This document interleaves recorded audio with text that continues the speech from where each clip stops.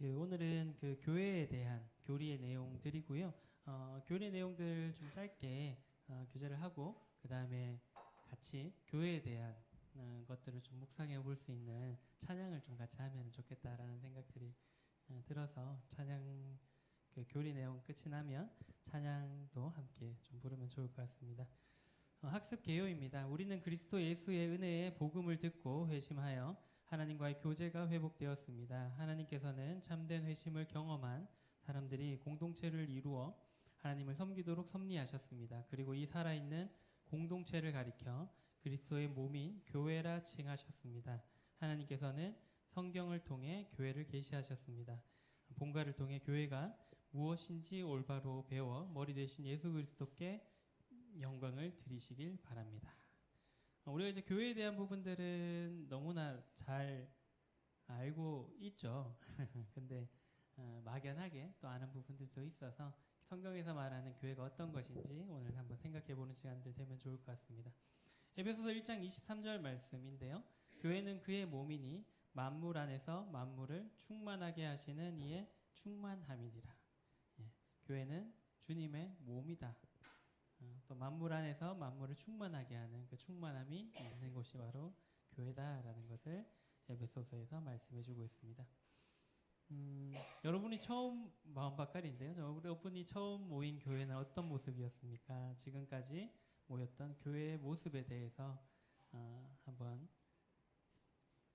곰곰이 한번 생각해 보시면은 좋을 것 같습니다. 그래서 내가 생각하는 교회의 모습, 내가 바라는 교회의 모습이 어떤가, 그리고 우리가 몸담고 있는 이 교회의 모습은 어떤가 한번 곰곰이 돌아가셔서 또 교회 내용도 살펴보고 생각해 보시면 좋을 것 같습니다. 성경에서 말하는 교회란 무엇인가에 대한 교회의 정의에 대해서 먼저 살펴보도록 하겠습니다. 교회는 헬라어로 우리가 잘 많이 들어보셨던 단어죠. 에클레시아라는 단어이고요. 이 뜻은 이제 불러낸 무리, 모임 등의 뜻을 가지고 있습니다. 원어적으로 볼 때 교회란 세상에서부터 불러낸 성별된, 그러니까 구별된 그런 모임이라는 것을 알 수가 있고요.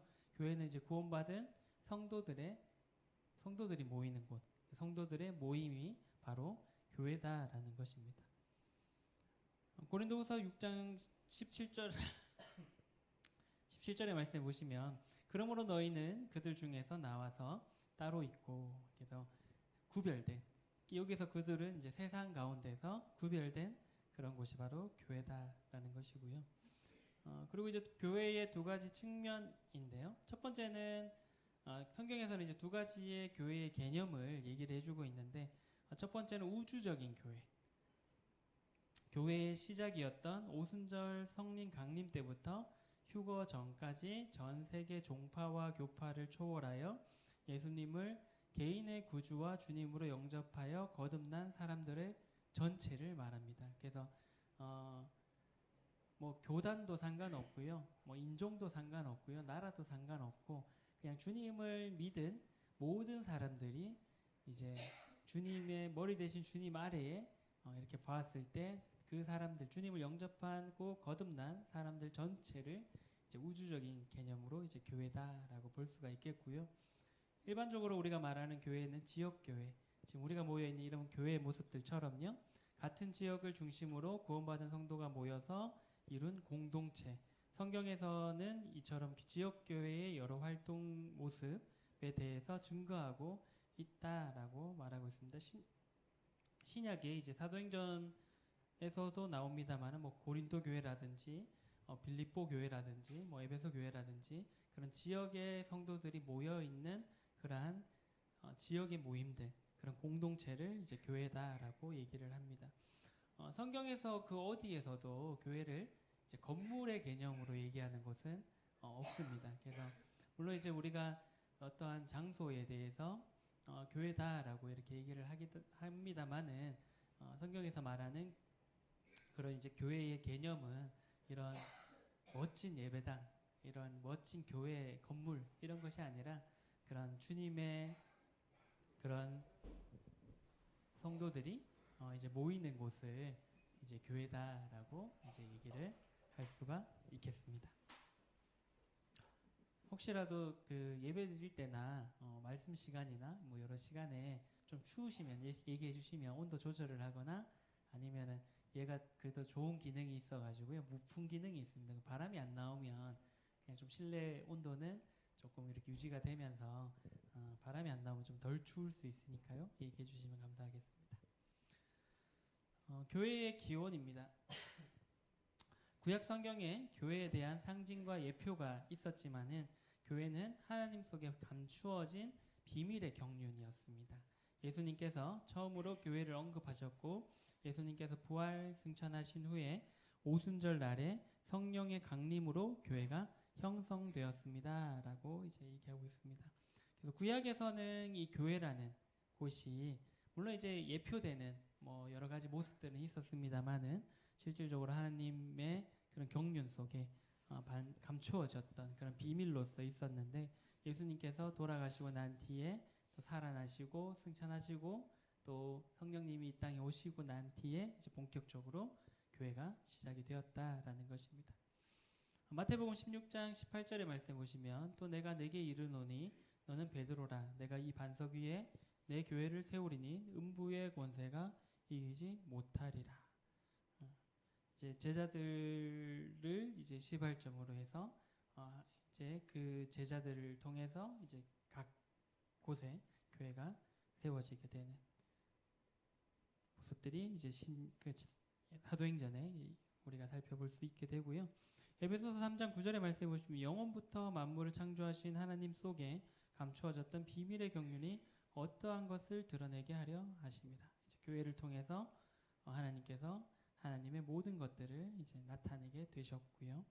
또 이제 사도행전 2장 1절에 보시면 오순절 날이 이미 이름에 그들이 다 같이 한 곳에 모였더니 제자들이 물론 이 장면에서 제자들의 모습들은 두려워서 함께 모여 있었었는데 그때 이제 성령님께서 강림하시면서 제자들이 어떻게 완전 바뀌게 되었죠. 그래서 하나님을 담대하게 선포하는 그러한 자들이 되면서 그러한 사람들이 모여 있는 그곳이 이제 교회의 시작이 되었다라는 것입니다. 교회에 대한 성경의 비유에 대한 부분인데요. 신약 성경의 여러 가지 비유를 통해서 교회의 정체성을 이렇게 제시하고 있습니다. 첫 번째로는 교회는 한 무리다라고 이제 얘기를 하고 있고요. 교회는 양떼로서 비유가 많이 되고 있습니다. 그래서 교회는 이스라엘과는 다른 무리죠. 그리고 목자 되신 그리스도 예수님의 보호와 인도함을 받는 그러한 무리다라고 이제 성경에서 소개하고 있습니다. 요한복음 10장 16절의 말씀에 보시면 또 이 우리에 들지 아니한 다른 양들이 내게 있어 내가 인도하여야 할 터이니 그들도 내 음성을 듣고 한 무리가 되어 한 목자에게 있으리라라고 이제 말씀하고 있습니다. 그래서 예수 그리스도로부터 이제 구원받은 성도들이 모이는 또 예수 그리스도의 목자 되시는 예수님을 따르는 그러한 무리, 한 무리가 바로 교회다라고 이제 말씀해 주고 있습니다. 두 번째는 이제 교회는 하나님의 밭이다라고 이제 말씀해 주고 있고요. 교회는 하나님의 영광을 위해 열매를 맺어야 하는 그러한 밭, 바로 공동체입니다. 고린도전서 3장 9절의 말씀에 보시면 너희는 하나님의 밭이요라고 얘기를 하면서 이대로 이렇게 유지가 되는 것도 물론 중요하고 좋습니다만은 이제 하나님의 밭으로서 더 이렇게 풍성해지고 그 밭이 확장되어져 가는 그러한 것들이 필요한 곳이 바로 교회입니다. 세 번째는 이제 교회는 하나님의 집이다라고 소개를 하고 있습니다. 교회는 하나님의 설계대로 건축되고 있는 하나님의 건축물이다라고 얘기를 하고 있고요. 고린도전서 3장 9절의 말씀에 보시면 우리는 하나님의 동력자들이요 너희는 하나님의 밭이요 하나님의 집이니라라고 얘기하고 있습니다. 감히 우리가 이제 하나님의 동력자다라고 말씀하고 있고요. 또한 아까 말씀드렸던 것처럼 하나님의 밭일 뿐만 아니라 하나님이 거하시는 그러한 집이다라고 말씀해주고 있습니다. 네 번째는 이제 교회는 하나님의 성전이다라고 소개하고 있습니다. 교회 안에 하나님이 임재하시며 교회를 통하여 예배를 받으십니다. 고린도전서 3장 16절의 말씀에 보시면 너희는 너희가 하나님의 성전인 것과 하나님의 성령이 너희 안에 계시는 것을 알지 못하느냐. 1차적으로는 우리 몸이 하나님의 성전이죠. 그리고 그 성전되는 몸들이 모인 곳이 바로 또한 교회입니다. 그래서 우리를 통해서 또 우리 성도들이 모인 이 모임을 통해서 하나님께서 예배 받으시는 그러한 곳이 바로 교회입니다. 그리고 또한 하나님께서 이곳에 함께 하시는 곳이 바로 또한 교회입니다. 구약의 이제 성전의 모습을 보면 솔로몬이 성전을 지었을 때 하나님의 영광이 그 가운데 가득하는 장면들이 이렇게 나옵니다. 뭐 상상할 수 없는 부분이긴 한데요. 그때 사람들의 반응이 어땠나요? 어떻게 보면 지금 이 시대, 신약 시대에 하나님께서 함께 하시면 성도들은 기뻐하고 감사하고 이제 찬양하는 그런 모습들이 있는데, 그때 당시에 이제 솔로몬이 성전을 짓고 하나님의 영광이 그 가운데 가득했을 때 사람들이 두려워서 이렇게 엎드렸죠. 자연스럽게 엎드리라고 얘기하지 않았습니다만은 그 영광이 너무 강해서 이제 두려움으로 이렇게 어떻게 보면 경외하는 마음으로 이렇게 엎드리는 모습들이 나오게 됩니다. 하지만 신약에 하나님의 성전의 역할을 하는 이 교회는 하나님의 영광을 드러내고 또 하나님의 영광이 임재하셨을 때 기뻐하면서 예배할 수 있는 우리가 되었다라는 것입니다.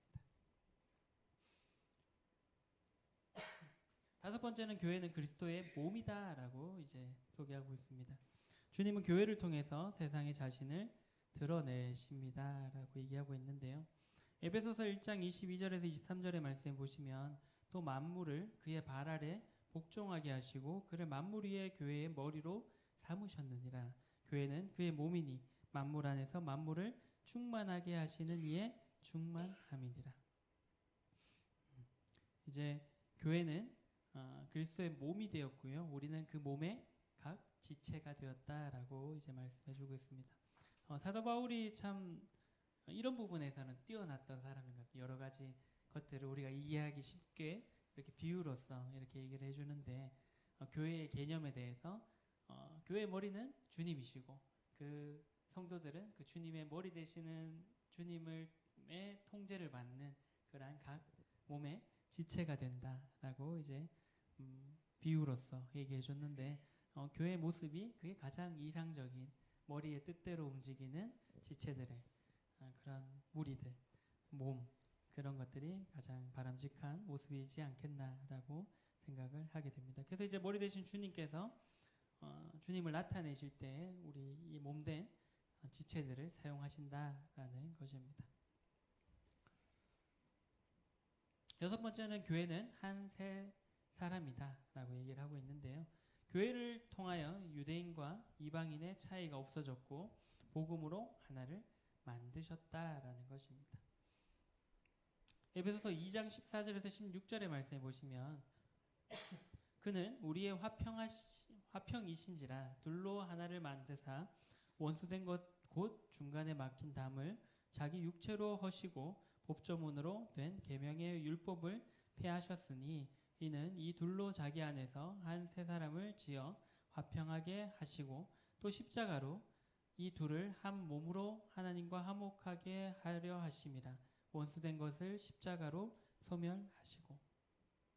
원래는 함께 할 수 없던 존재였습니다. 이스라엘 선택된 백성들과 이방인된 우리는 하나 될 수 없는 그러한 존재들이었는데 예수 그리스도의 그런 공로로 힘입어서 이제 예수 그리스도를 믿은 자들은 다 하나 될 수 있도록 하는 그런 존재들로 이렇게 만들어 놓으셨습니다. 그래서 지금은 이스라엘에도 이제 교회들이 세워지고 있죠. 그리고 회심하는 그런 유대인들이 지금 일어나고 있습니다. 그러한 분들과 우리가 만나게 된다면 기꺼이 형제로서 자매로서 교제할 수 있게 되고 또 하나 될 수 있게 되는 그러한 곳이 바로 교회입니다.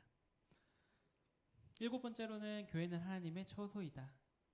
하나님은 구약의 건축물인 성전에 계시지 않고 이제 교회 안에 거하십니다.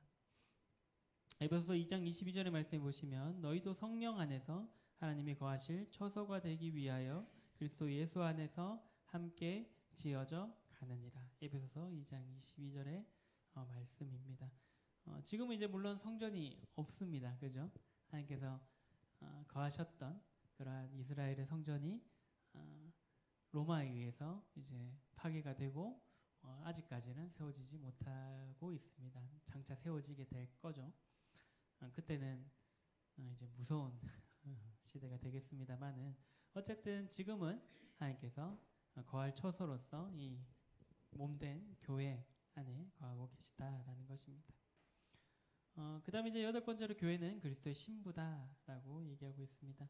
교회는 그리스도께서 자신의 생명을 주시기까지 사랑하신 그의 신부임을 말씀해주고 있습니다. 고린도후서 11장 2절의 말씀에 보시면 내가 하나님의 열심으로 너희를 위하여 열심을 내노니 내가 너희를 정결한 처녀로 한 남편인 그리스도께 드리려고 중매함이로다. 그래서 많은 그 신약의 말씀들을 통해서 우리가 그리스도의 신부가 됨을 이제 말씀을 해주고 있고요. 사도 바울은 그러한 이제 믿지 않는 자들을 그 중매를 해주는 그러한 역할을 하고 있다라고 자신을 얘기를 하고 있습니다. 남편 대신 그리스도께 중매하는 역할을 동일하게 우리도 해야 되고요. 그래서 하나님을 모르는 그러한 사람들을 그리스도께 중매하는 역할을 하는 것이 또한 교회다라고 생각을 합니다. 그 다음에 이제 그 아홉 번째로 교회는 하나님의 가정이다라고 얘기해주고 있습니다. 교회는 가정과 같이 사랑과 더불어 질서와 징계가 있는 곳입니다. 디모데전서 3장 15절의 말씀에 보시면 만일 내가 지체하면 너로 하여금 하나님의 집에서 어떻게 행하여야 할지를 알게 하려 함이니 이 집은 살아계신 하나님의 교회요 진리의 기둥과 터니라 하고 이제 말씀해주고 있습니다. 그래서 우리 이 교회가 각각 가정들이 제일 작은 교회의 그런 모습이고요. 가장 작은 단위의 교회라고 생각을 하고요. 그 가정들이 모인 이 교회가 또한 하나님의 가정으로서 한 지체로서 또 한 그런 모임으로서 모일 때 또 가정의 역할을 좀 더 큰 개념의 가정의 역할을 하게 된다라고 이제 말씀해주고 있는 것입니다. 그래서 우리가 이 작은 우리 각각의 개인의 가정들뿐만 아니라 또 이제 교회 안에서의 그런 부분들은 질서가 있게 있어야 되는 부분들이 있고요. 또 사랑으로서 자녀들을 양육하는 것처럼 또 이런 필요에 따라서 징계와 또 사랑이 더불어지는 곳이 이 교회다라는 것입니다. 그다음 열 번째로는 이제 교회는 아까 보셨던 말씀처럼 진리의 기둥과 터이다라는 것을 말씀해주고 있습니다. 교회는 진리를 선포하고 지지하며 수호하기 위한 공동체이다라는 것입니다. 이 집은 살아계신 하나님의 교회요 진리의 기둥과 터니라라고 아까 보셨던 디모데전서 3장 15절의 말씀에서 말씀해주고 있습니다. 어제 대구에 무슨 일이 있었는지 아시나요? 동성로에서 오랜만에 이제 코로나가 끝나고 퀴어 축제, 동성애 축제를 어제 했었습니다. 근데 좀 뭐 이색적이라고 할까요? 어제는 이제 대구시에서 공무원들이 한 300명 나와가지고 그 동성로 그 동성애 축제를 하게 되면 그 동성로로 들어가는 이제 지금은 대중교통 전용 도로죠. 이렇게 반월당 내거리에서 직진하는 그 거기를 막아서 축제를 하거든요. 근데 공무원들이 왜 임의로 이 도로를 점거하냐고 해서 경찰과 대치하는 그런 일들이 어제 있었습니다. 그래서 대구 시장인 홍준표 시장이 이제 동성로 축제를 반대한다라고 공식적으로 정치인들 잘 그렇게 안 하는데 이제 소수의 인권을 위해서 다수의 인권이 해쳐지는 것이 바람직하지 않다라고 본인의 입장을 얘기를 하면서 공무원들이 동성로 축제 길 막는 거를 이제 하면 안 된다라고 불법이다라고 이렇게 좀 공식적으로 좀 대치하는 상황들이 생겨서 이제 경찰들은 신고된 집회는 해야 된다라는 입장이었고 이제 그 대구시는 그러면 안 된다 해서 그 대구시 공무원 한 300명이랑 경찰들이랑 이렇게 대치하는 상황들이 어제 있었다고 뉴스가 나왔습니다. 그래서 이제 홍준표 시장은 이제 누가 맞는지 한번 이 기회를 통해서 따져보자라고 이제 약간 선전포고식으로 이렇게 한 상황이고요. 어쨌든 그래서 뭐 결과적으로는 축제라고 하기는 뭐 합니다만은 그 일들이 이제 진행되게 되었고 이제 또 반대하는 교회와 그런 단체들과 또 그 축제를 하고 싶어하는 그 무리들과 또 이렇게 뭐 심한 충돌은 없었습니다만 또 이 길은 반대하고 이 길은 또 동성애 그런 행사들을 하고 있고 그런 상황들이 또 생겼습니다. 지금 시대가 그런 시대고요. 그런 시대 가운데서 우리가 이 방금 읽었던 말씀처럼 디모데전서 3장 15절의 말씀처럼 이 교회가 진리의 기둥과 터가 되어야 된다라는 겁니다. 그래서 차차 시간이 지나가게 되면 더욱더 그런 것들에 대해서 관대하게 될 거고요. 예전에 뭐 이렇게 생각해 보시면 예전에는 뭐 이혼을 한다 이런 것들에 대해서 굉장히 흠으로써 생각을 했고 어떻게 그럴 수 있지라는 그런 부분들이 많았지만 지금은 뭐 이혼 정도야 뭐 이런 분위기거든요. 대한민국에서도요. 옛날에 어르신들 어떻게 그럴 수 있냐고 이혼은 절대 안 된다 막 이러면서 말리고 했었는데 지금은 뭐 네가 힘들면 뭐 그럴 수도 있지라는 이제 허용해주는 그런 분위기로 지금 세상이 흘러가고 있고요. 동성애도 마찬가지로 예전에는 정말 어르신들이 그런 상황들을 봤다면 이런 막 쌍욕을 하면서 얘기했을 법도 한데 지금은 뭐 그럴 수도 있지라는 분위기로 가고 있는 게 지금의 이 시대입니다. 그리고 뭐 여러 가지 다른 우리가 생각하고 있는 그러한 범죄에 대한 부분들 그런 부분들도 굉장히 관용적으로 바뀌고 있는 시대가 지금의 시대고 앞으로 우리 아이들이 그러한 시대 가운데 살아가야 된다라는 것이 참 안타깝습니다만은 그럼에도 불구하고 이 교회만큼은 세상이 어떻게 바뀌든 또 세상이 어떻게 흘러가든 상관없이 이러한 하나님의 진리 가운데 올바로 서 있도록 하는 것이 우리의 역할이다라고 생각이 들고요. 또 세상의 빛과 소금의 역할을 주님 오시는 그날까지 해가는 것이 우리의 역할이다라고 생각을 해보게 됩니다.